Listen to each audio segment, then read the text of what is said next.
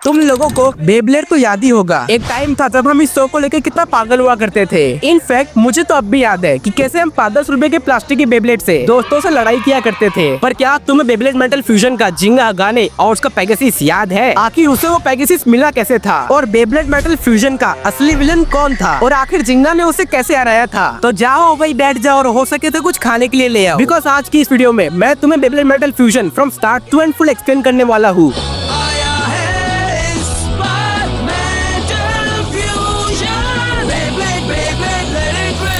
तो कहानी की शुरुआत होती है केंटा नाम के एक डेढ़ फुटिए बच्चे से। और तुम इसकी भोली सूरत पर मत जाओ, क्योंकि आगे जाके ये ऐसे कांड करने वाला है जो तुम सोच भी नहीं सकते। तो हर बार की तरह ये अपने ब्लेड से राड़ा बैटल कर रहा होता है, क्योंकि इसे भी एक दिन दुनिया का बड़ा ब्लेडर बनना है। सपने देखना अच्छी बात है। और तभी कुछ लोगों की बुरी नजर इस पर पड़ जाती है और वो इसका सब कुछ लूट ही रहे होते हैं। अब एक घोचुओं में पॉइंट की बात कर रहा हूँ जो हर ब्लेडर को बैटल जीतने पर मिलते हैं और वो अपना ये घिनौना काम कर ही रहे होते हैं। और बस फिर तभी अपने वन एंड ओनली हीरो की वह एंट्री होती है जो गर्मी की छुट्टियों में नानी किया जा रहा होता है और वो अपने बेब्लेड के बस एक ही स्ट्रोक से इनका सुअर बना देता है। अब ये सब देखकर वो डेढ़ फुटिया इन भाई साहब से इम्प्रेस्ड होकर कुछ ज्यादा ही चेप होने लगता है, इस आस में कि उसे भी जिंगा से कुछ टिप्स मिल जाए जिसे कॉपी करके एक ही रात में ये भी सबकी गुद्दियां नाप दे। और इसकी बढ़ती उत्तेजना को देखकर अपना लौंडा इसे बोलता है कि देख भाई, मेरा नाम जिंगा हगाने है और मैं तेरी तरह निठल्ला नहीं हूँ, मुझे और भी काफी बड़ी प्रॉब्लम्स है। और वो इसे गुरु मंत्र देता है कि बेब्लेड की असली ताकत उसके ब्लेडर के दिल से आती है। और ये सब बोलकर अपना लौंडा वहीं पर ढेर हो जाता है। पर ये डेढ़ फुटिया सस्ते में निपटने वाली चीज थोड़ी ना है। ये अगले दिन वापस से हाथ पैर सब धोकर जिंगा के पीछे पड़ जाता है और तभी नोटिस करता है कि अपना हीरो चोर गैंग से राड़ा कर रहा होता है। एक साथ 100 ब्लेडर्स को देखकर इस बेचारे के तो अखरोट मुंह में आ जाते हैं, लेकिन अपने लौंडे को इस सबसे घंटा फर्क नहीं पड़ता है और वो अपने पेगासस की घंटे से सबकी गुड्डी चटका देता है। देखा आपने लापरवाही का नतीजा है। लेकिन इस पूरी चोर मंडली का बाप कियोया वहीं पर होता है और वो अपने लौंडे को खुली चुनौती ले डालता है। अब ये डेढ़ फुटिया जो आखिर में था तो बालक बुद्धि ही, वो जिंगा को अपने दोस्तों से मिलवाने ले जाता है ताकि ये भी थोड़ा फ्लेक्स मार सके। पर फ्लेक्स का तो पता नहीं, लेकिन आज अपने हीरो के साथ सामूहिक गैंगबैंग हो जाता, क्योंकि वहाँ पर सब टिप्स के नाम पर उससे भीख मांगने लग जाते हैं। और ये सब एक लड़की छुपके से ऑब्जर्व कर रही होती है और वो अपने लौंडे को फ्री चेकअप का जैसा देखकर उसे अपनी कोठी डैड के वर्कशॉप पर ले आती है। आखिर इरादा क्या है इसका, जिसके बाद वो बिना टाइम वेस्ट किए सब कुछ खोलना चालू कर देती है, अरे ब्लेड को। और वो अपने लौंडे को बताती है कि उसका नाम मेडोका है और वो एक झोला छाप इंजीनियर है और उसके लट्टू में कुछ तो फॉल्ट आ गया था जिसे रिपेयर किए बिना वो उसे नहीं देने वाली। अरे ये सब तो बहाने हैं चांस मारने के। ठीक है, तो फिर अपना लौंडा भी वहीं पर डेरा जमा लेता है और इससे उस लड़की को इतना सा भी फर्क नहीं पड़ता। मैंने तो पहले ही बोला था। अगले दिन सुबह आधी नींद में उठकर ये भाई साहब जिंगा से मिलने आ ही रहे होते हैं कि तभी एक चोर गैंग उसे वापस पकड़ लेते हैं। और ये बैल बुद्धि, इसका इंट्रो दिया था क्या मैंने? हाँ, तो इसका नाम बैंके है जो कि कियोया का सबसे बड़ा चमचा है। और ये केंटा का बेब्लेड उससे छीन लेता है और बोलता है कि अगर तेरी उसमें दम है तो वापस लेके दिखा।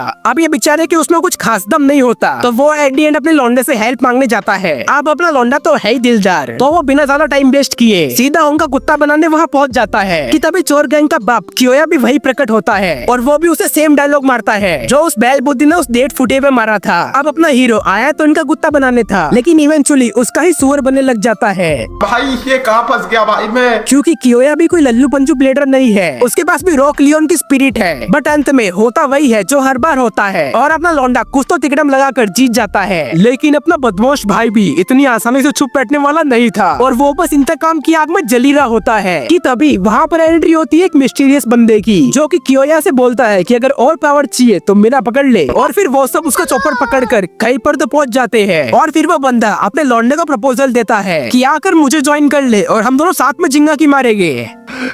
मस्त प्लान है। बट अपना लौंडा कुछ ज्यादा ही सख्त होता है और वो इसी शक्ति से उसके इस चिंदी ऑफर को उसके मुंह पर दे मारता है। अब तू गया बेटा, अब तू गया देख। जिसके बाद वो ताव में आकर अपने डार्क वुल्फ से कियोया के लियोन का कुत्ता बना देता है। असल में इस बंदे का नाम डोजी होता है जो कि डार्क नेबुला ऑर्गेनाइजेशन का इंचार्ज होता है और वो अपने सेंटर में ले जाकर कियोया जैसे ब्लेडर्स को ट्रेन करता है ताकि वो और स्ट्रॉन्ग बन सके। अब इस सब में उसका क्या स्वार्थ है वो तुम्हें आगे पता चलेगा। Okay, so for now back to our story. इधर ये नालायक भीख मंगा है कि जिंगा का पीछा छोड़ने का नाम नहीं ले रहा और जहाँ जाओ वहाँ ही टिप्स मांगना चालू कर देता है। अरे बाप रे, अब तो पूरी गैंग आ गई।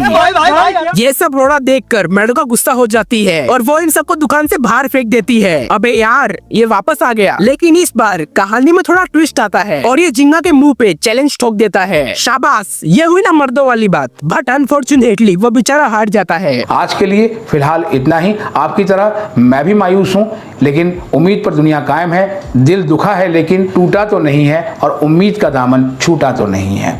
अच्छा, तो जो डोजी होता है वो अपने बैल बुद्धि पर तरस खाकर उसे एक बैल गिफ्ट करता है। I mean dark bull spirit वाला एक ब्लेड देता है। इससे अच्छा तो उसे रेड बुल दे दिया होता, जिसमें उसके पुराने ब्लेड के मुकाबले 3 गुना ज्यादा पावर होती है और वो अपनी बेइज्जती का बदला सबसे पहले जिंगा से लेना चाहता है। अब एक सच्चे ब्लेडर की तरह अपना हीरो उसके चैलेंज को एक्सेप्ट कर लेता है। बट एज वी नो कि इस बार उस बैल बुद्धि के पास तगड़ी वाली पावर आ चुकी थी और उस पावर का यूज करके वो हार जाता है। तो तुम्हें क्या लगा, जीत जाएगा? ये क्या हो गया? Big sister blast attack! ये क्या? और इसी बीच उसके हाइड आउट में कियोस मचने लगता है, लेकिन वो जिंगा की एक्सीडेंटली जान बचा लेता है। मैं तो तेरे को हरामी समझता था, तो राम निकला रे, देव मानुस निकला। नेक्स्ट एपिसोड में हमें एक और ब्लेडर देखने को मिलता है, जो कि ब्लेडर कम और नौटंकी वाला ज्यादा लग रहा है। हाँ, तुम इसे टीम रॉकेट की सस्ती कॉपी भी कह सकते हो, जो कि अपने ब्लेड मैड गैशर का यूज करके सबके ब्लेड्स को तोड़ रहा होता है और वो जीतने के लिए कुछ भी कर सकता है, मतलब कुछ भी। हाँ, ये भी। और जब वो केंटा के ब्लेड को भी क्रश करने वाला होता है कि तभी एकदम करेक्ट टाइम पर अपना लौंडा भी वहाँ पर पहुँच जाता है। अबे इतनी जल्दी तो पुलिस भी नहीं आती जितनी जल्दी ये हर जगह पहुँच जाता है। एनीवेज, फिर वो गचुम्बड़ी केकड़ा ये रिवील करता है कि उसने मेडोका को अगवा करके रखा है और अगर उसे जिंदा देखना है तो अपने हीरो को उससे बैटल करनी पड़ेगी। अब जहाँ अपना लौंडा 100% पावर और एफर्ट को लगाकर मैच को खेल रहा होता है, वही दूसरी तरफ ये केकड़ा अपनी 100% चीटिंग की स्किल्स को यूज कर रहा होता है। ये बाबूराव का स्टाइल है, तू ले। लेकिन इसके अलावा भी इसके पास एक और सीक्रेट वेपन है, जो कि तुम्हें आगे के एपिसोड्स में पता चलेगा। जिंगा समहाउ उस केकड़े को हरा देता है, लेकिन फिर सरप्राइजिंगली बैंक के मेडोका को फ्री करवा लाता है और इसके बिहेवियर में इस परिवर्तन को देखकर सब लोग शॉक्ड हो जाते हैं।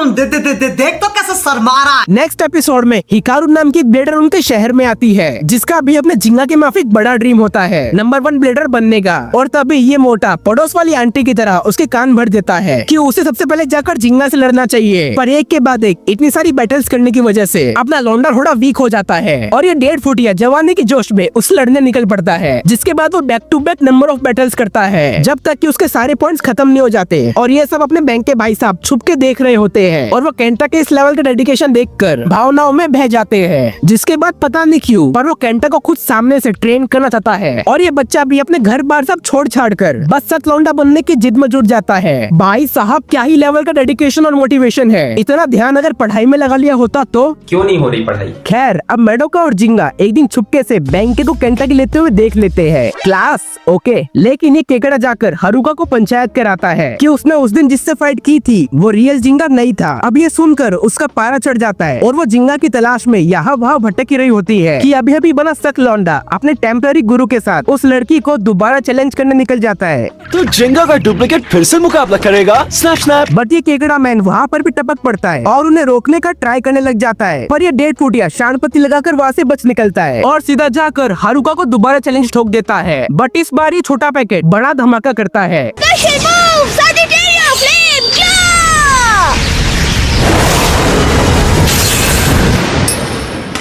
और सैजिटेरियो के एक स्पेशल मूव से उस लड़की को चारों खाने चित कर देता है और अपने लौंडे में आए इस बदलाव को देखकर सब लोग हैरान हो जाते हैं। चल बस, तू लायक है क्या?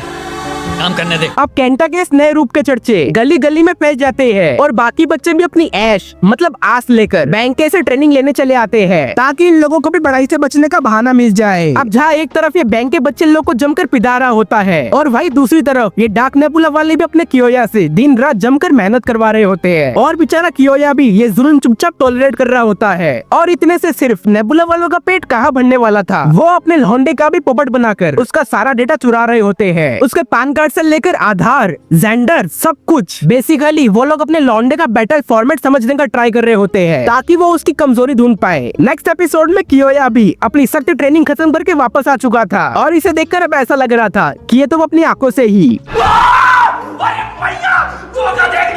और वो बिना टाइम वेस्ट किए सीधा जिंगा को चैलेंज कर देता है। लेकिन इस बार का मुकाबला नेक्स्ट लेवल पहुंच चुका था और वो अपने गुस्से की आग से सारे शहर की माँ बहन एक करने लग जाता है। पर अपना हीरो जैसे तैसे करके शहर की वाट लगने से बचा लेता है और वो कियोया को भी पहले जैसा नॉर्मल कर देता है। और जब सब कुछ ठंडा पड़ गया था कि तभी दोबारा चिंगारी लगाने डार्क नेबुला ऑर्गेनाइजेशन का डोजी वहाँ टपक पड़ता है और उस बंदे को फाइनली अपने सामने देखकर अपने लौंडे को 440 वोल्ट का झटका लगता है। अब इस बंदे का अपने हीरो के साथ क्या दर्दनाक पास्ट जुड़ा है वो भी बहुत जल्दी ही पता चलेगा। सो प्लीज वीडियो से चिपके रहना। अब नेक्स्ट एपिसोड में अपना हीरो और उसकी पूरी गैंग, जिसमें अब एक और बंदा भी शामिल हो चुका था, जी हाँ कियोया, और वो सब मिलकर रास्ते में आई हर एक हर्डल्स को एक के बाद एक फेस करके आगे बढ़ रहे होते हैं और आखिर में जिंगा अकेला ही कन्फ्रंट करता है डोजी को। सो अब ध्यान से देखो, असल में जो डोजी है उसके पास एक फोरबिडन टाइप का ब्लेड है जो कि दुनिया का सबसे ज्यादा स्ट्रॉन्ग और खतरनाक ब्लेड है, लाइटनिंग एल ड्रैगो, जिसके सिर्फ एक ही वार से किसी के भी छितड़े उड़ सकते हैं। और वो इसकी मदद से दुनिया पर राज करने का ख्वाब देख रहा होता है, जो अल्टीमेटली हर हिंदी पिक्चर का विलन देखता है। अंधेरा हमेशा कायम रहे। एक सेकंड, ये तो कोई सुना हुआ लग रहा है। अंधेरा कायम रहेगा हमेशा। बट अब ये देखने वाली बात है कि अपना हीरो इसके इविल प्लान्स को फेल कैसे करता है। और अब इन दोनों की बवाल चली रही होती है कि बस तभी एंट्री होती है इस सीरीज के मोस्ट डेंजर मानुस की, रायुगा, फोरबिडन ब्लेड, जो कि सारे बेब्लेड्स का बाप है। उस पर इस डेंजर मानुस ने काबू पा लिया था और वो अपनी काली शक्तियों से जिंगा की गुड्डी चटका देता है। लेकिन बस इतने से काम कहाँ होने वाला था। वो एल ड्रैगो की मदद से जिंगा और उसके पेगासस की सारी पावर्स को एब्जॉर्ब कर लेता है। और अब इस डोजी और रायुगा का अपने बेचारे लौंडे के साथ 36 का आंकड़ा आखिर क्यों है। सो अब चलो पहले उसे समझते हैं। अच्छा गाइस, सॉरी टू इंटरप्ट, लेकिन इस वीडियो के पीछे काफी ज्यादा जान लगी है। सो प्लीज आप सब्सक्राइब कर लेना, बिकॉज आपके लिए तो ये फ्री है, बट इससे हम लोग को काफी ज्यादा मोटिवेशन मिलता है। हाँ तो बात करें अगर जिंगा की, तो वो कोमा विलेज नाम के गाँव में उसके पापा के साथ रहता था। और उसके पापा उस गाँव के सिकंदर टाइप के आदमी थे, जिन्होंने बेब्लेड के आने वाले भविष्य का रक्षा करने का ठेका लिया होता है। और उन्होंने जिंगा को बेब्लेडिंग के सारे दांव पे सिखाए थे कि तभी वहाँ पर एक दिन डोजी और रायुगा पहुँच जाते हैं एल ड्रैगो की तलाश में, जो कि एक श्रापित बेब्लेड था। और उसके बाद जिंगा के डैड उसे बोलते हैं, पत्थर लौटा दो वरना मेरा श्राप लगेगा।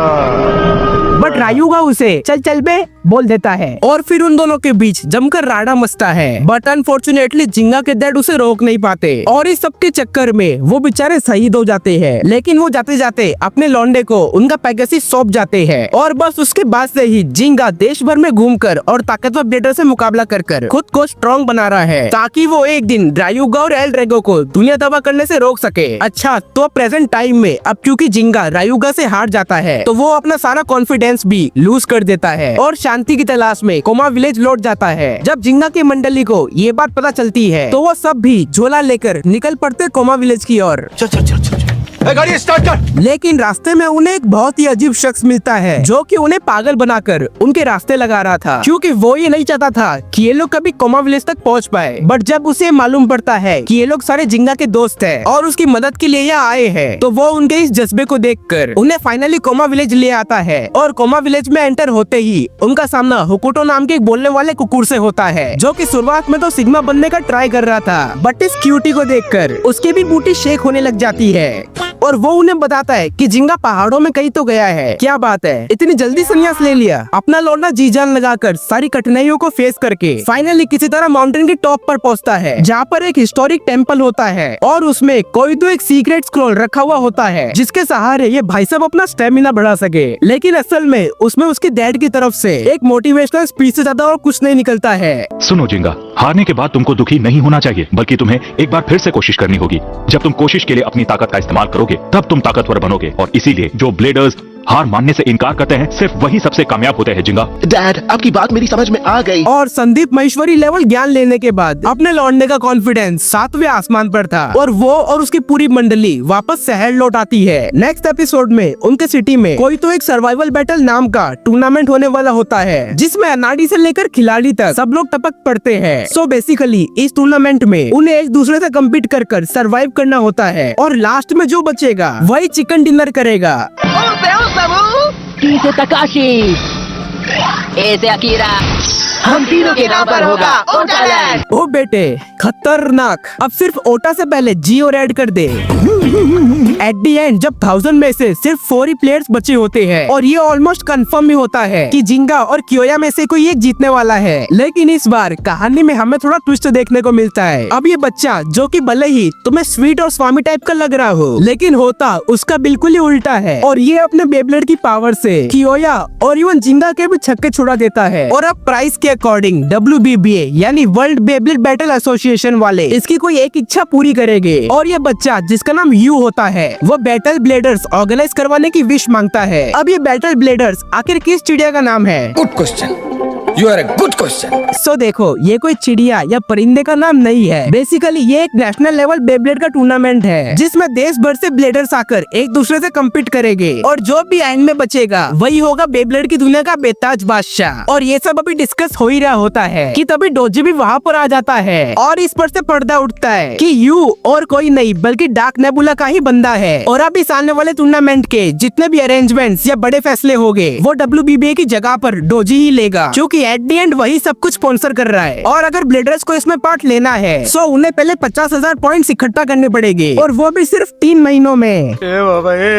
कम से कम 30 साल का तो टाइम दे रही है। और जो भी बेस्ट ब्लेडर होगा उसे फाइनल में रायुगा को फेस करना पड़ेगा, जो कि अल्टीमेटली अपने एल ड्रैगो की मदद से उस ब्लेडर और उसके ब्लेड की सारी पावर एब्जॉर्ब करके नंबर 1 बन जाएगा। अब इस टूर्नामेंट में पार्टिसिपेट करना मतलब अपनी मौत को लंच पर बुलाना और अपना हीरो और उसकी पूरी गैंग डर कर भागने वालों में से नहीं है और वो ना आव देखती है ना ताव, बस निकल पड़ती है अलग अलग सिटीज में जाकर बेब्लेड्स के मैच खेलकर पॉइंट्स कलेक्ट करने में। सब एक के बाद एक सारी बैटल्स कर अपने पॉइंट्स को इंक्रीज करने की रेस में लगी रहे होते हैं। और इन सब के बीच उनकी कई सारी नई ब्लेडर से भी मुलाकात होती है जिसमें से कुछ काफी सही होते हैं और कुछ अनसही। अब आगे के कुछ एपिसोड्स में अपने हीरोज अलग अलग लोकेशंस पर जाकर नए लोगों से मिल रहे होते हैं, उनकी प्रॉब्लम सॉल्व करने में उनकी हेल्प कर रहे होते हैं और बुरे लोगों को मजा चकाकर अल्टीमेटली पॉइंट्स भी कलेक्ट कर रहे होते हैं। अब अगर ये सब भी मैं डिटेल में बताने गया तो वीडियो घंटे की हो जाएगी, तो कुछ अनइम्पोर्टेंट एपिसोड्स को स्किप करते हैं और सीधा चलते हैं इम्पोर्टेंट एपिसोड्स पे। नेक्स्ट एपिसोड में हमें सुबासा नाम की एक नई ब्लेडर देखने को मिलती है। अबे सॉरी,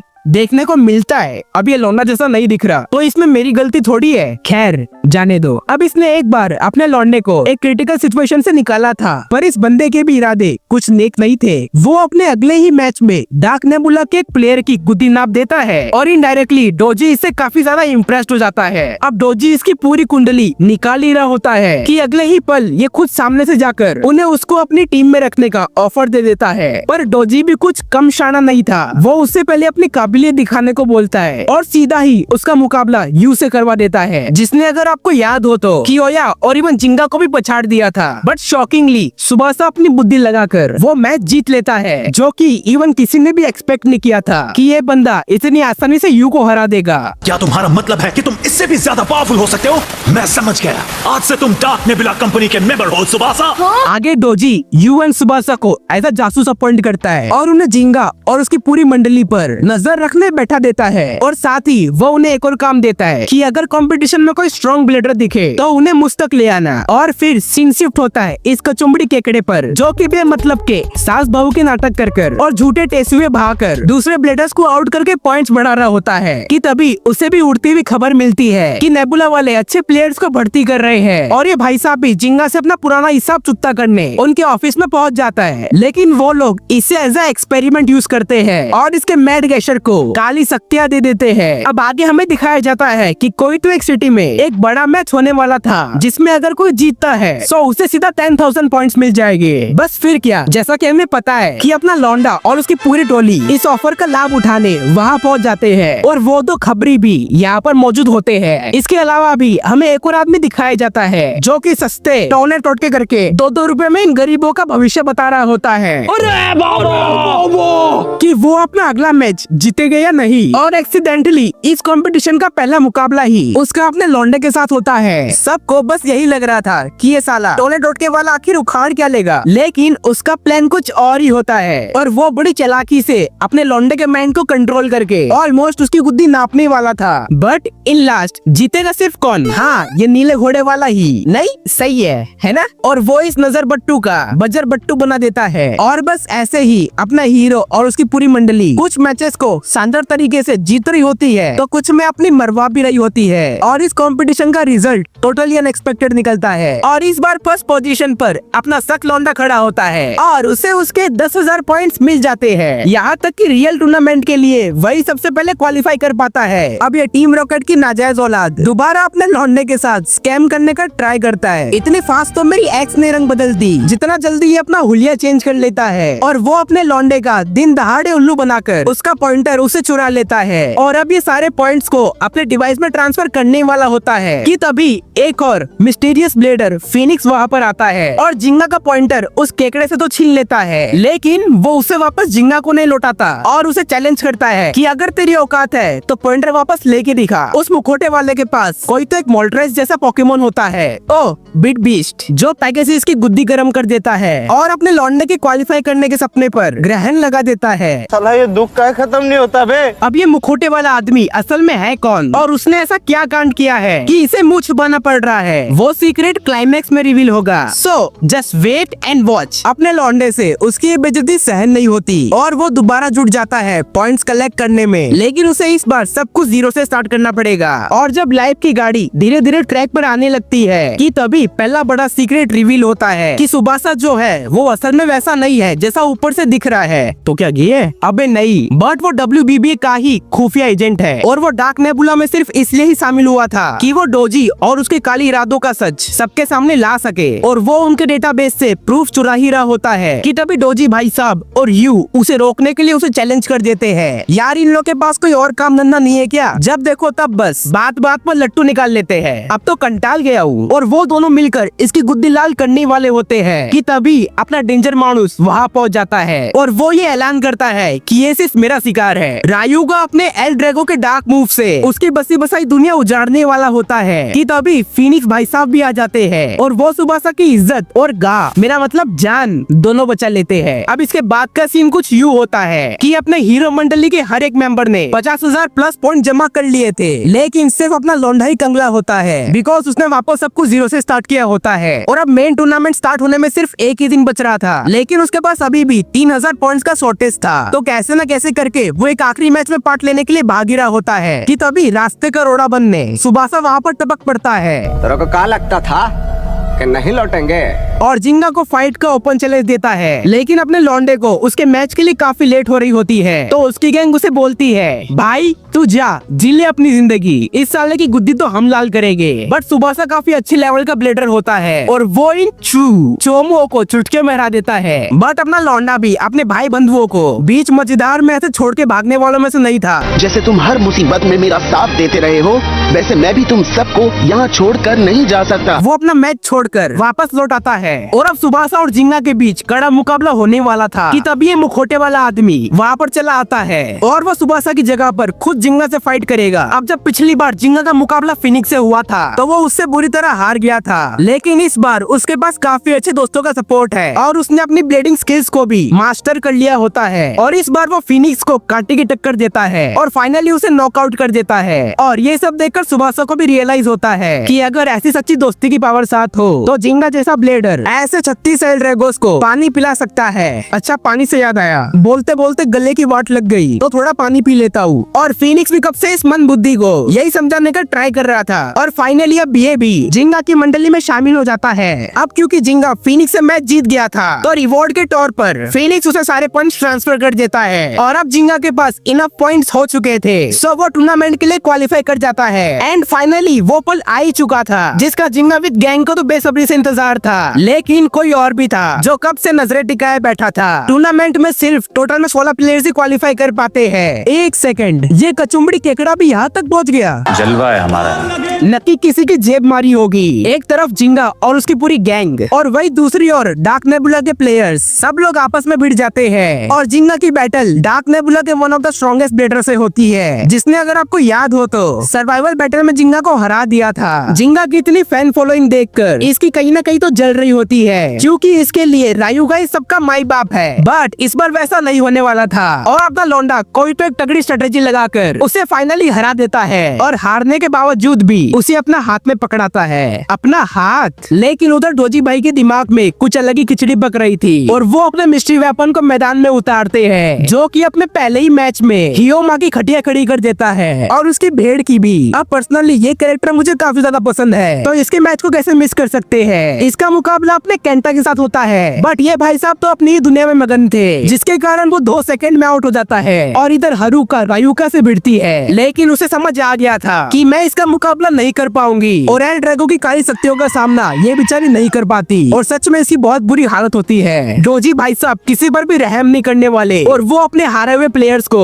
रायुका के सामने मरने के लिए छोड़ देता है और ये सब देखकर यू समझ जाता है कि मेरे साथ भी कुछ ऐसा ही सुलूक होने वाला है और ये इसको अपोज करने का ट्राई करता है। तो डोजी उसे इस सपोला के सामने फेंक देता है। ये सपोला लिटरली कुछ अलग ही लेवल का प्लेयर है। वो अपने सरपेंट का पॉइजन ओपोनेंट के ब्लेड में इंजेक्ट करता है, जिसके कारण धीरे धीरे करके उसकी सारी पावर खत्म हो जाती है और वो आखिर में अपने राइवल के ब्लेड को तबाह कर देता है और किसी भी प्लेयर के लिए उसका ब्लेड ही सब कुछ होता है। इधर ही सोने टोटके वाले का मुकाबला एक बार फिर से अपने लौंडे से होता है, लेकिन इस बार डोजी की कंडीशन होती है कि अगर ये तांत्रिक भी हार कर आया तो उसके साथ भी वही हसर होगा जो रायुगा ने बाकी ब्लेडर्स का किया था और वो फिर कभी भी बेब्लेड नहीं खेल पाएगा। अब ये अपनी पूरी पावर झोंक देता है और जिंगा का डेडिकेशन और कॉन्फिडेंस कुछ और स्टेज पर होता है और वो भी ये देखकर समझ जाता है कि अगर कोई है जो एल ड्रैगो को रोककर फ्यूचर फिर से ब्राइट कर सकता है तो वो सिर्फ जिंगा और उसका पेगासस ही है। नेक्स्ट एपिसोड में यू अधमरी हालत में अपने हीरो के पास आता है और उसे अपना दुखड़ा सुनाता है और यू की ऐसी हालत देखकर केंटा गुस्से से आग बबूला हो जाता है और उसका अगला मैच उस सपोले के साथ ही था, पर वो सपोला अपने अपोनेंट के माइंड को इतनी चालाकी से कंट्रोल कर कंफ्यूज करता है कि उसे अपनी काबिलियत पर ही शक होने लग जाता है और उसका फोकस जब मैच से हटता है तो वो उसे जकड़कर उसे बर्बाद कर देता है। नेक्स्ट हम देखते हैं कि फाइनली अपना लौंडा इस सपेरे से भिड़ता है और इसी बीच मौके का फायदा उठाकर डोजी यू को किडनैप करवा लाता है, जिसके बाद यू के नई नवेले दोस्त उसे बचाने वहाँ पहुँच जाते हैं, पर उनके पिछले बैटल्स इतने दर्दनाक हुए होते हैं कि उसके जख्म से वो जल्दी रिकवर नहीं कर पाते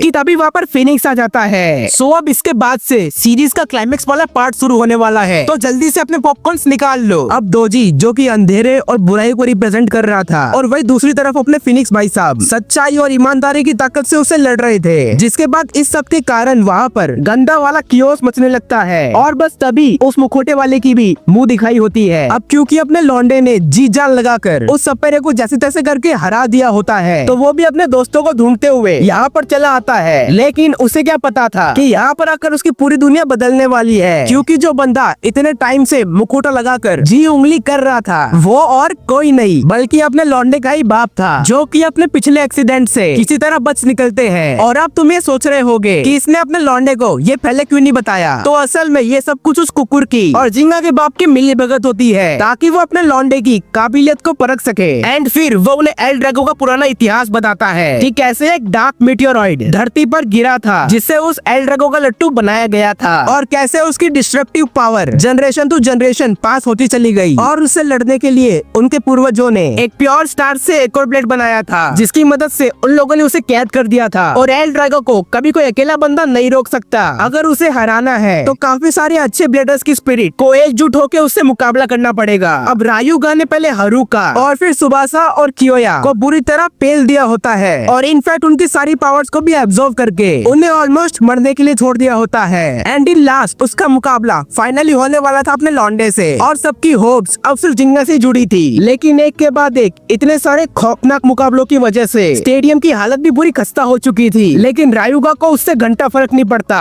और वो रातों रात ही बुर्ज खलीफा से भी ऊंचा स्टेडियम बना डालता है। अब जिंगा अपनी गाह की परवाह किए बिना भी उसकी बाजी लगाकर रायुगा से भिड़ रहा होता है, पर एल ड्रैगो की पावर्स उस पर भारी पड़ रही होती है। पेगासस की पूरी पावर अब एल ड्रैगो में जा रही है। हाँ, मुझे इसी पावर की जरूरत थी जिंगा। कि तभी जिंगा को चाहने वाले और ना चाहने वाले सब लोग वहाँ पर पहुँच जाते हैं और जिंगा को जोरों शोरों से चीयर करने लग जाते हैं। बट एल ड्रैगो की भी कंटिन्यूअस बढ़ती पावर को झेलना रायुगा के लिए भी नेक्स्ट इम्पॉसिबल हो जाता है और एल ड्रैगो उसके शरीर पर कब्जा कर लेता है। क्यों एल ड्रैगो, ये क्या किया तुमने? और गाइस टू बी ऑनेस्ट, इस एपिक सीन को जब मैं पर्सनली देख रहा था और स्क्रिप्टिंग के साथ वॉइस ओवर कर रहा था, तब लिटरली गूज़बम्स आ रहे थे। और फिर अपने हीरो को समझ आता है कि उसका असली मकसद एल ड्रैगो को हराना नहीं है, बल्कि कैसे भी करके रायुगा को उससे बचाना है। और तभी कुछ अनबिलीवेबल होता है, कियोया, हारुका और सुबासा की स्पिरिट भी उससे मर्ज हो जाती है। और इसी सच्ची दोस्ती की पावर से वो फाइनली रायुगा को बचा लेते हैं, बिकॉज अभी तक रायुगा एल ड्रैगो का नहीं बल्कि एल ड्रैगो रायुगा का इस्तेमाल कर रहा था। और आने वाले सुनहरे भविष्य के लिए पेगासस खुद शहीद हो जाता है। सो वीडियो अगर तुम इस पॉइंट तक देख रहे हो तो डेफिनेटली तुम्हें मजा आया होगा। तो प्लीज फटाफट से जाकर लाइक कर दो, सब्सक्राइब कर दो और कमेंट में नेक्स्ट वीडियो का टॉपिक जरूर मेंशन करना।